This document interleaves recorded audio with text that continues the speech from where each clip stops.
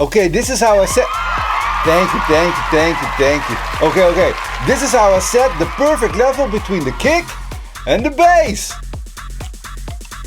Oh!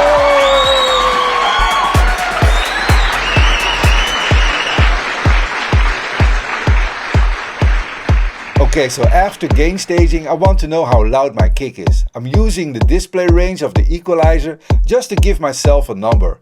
In this case, it looks like it's between the 4 and 5 decibels.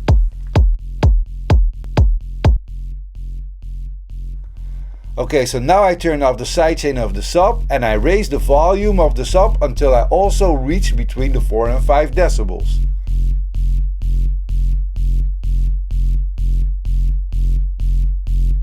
I'm using the freezing function of the equalizer to give myself a more accurate reading.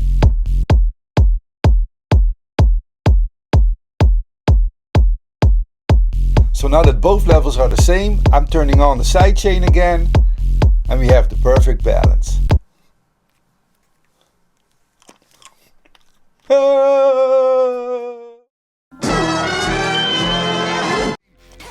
Okay, that's it for today. Next time I'm going to do some low cutting, so I hope to see you there. Peace!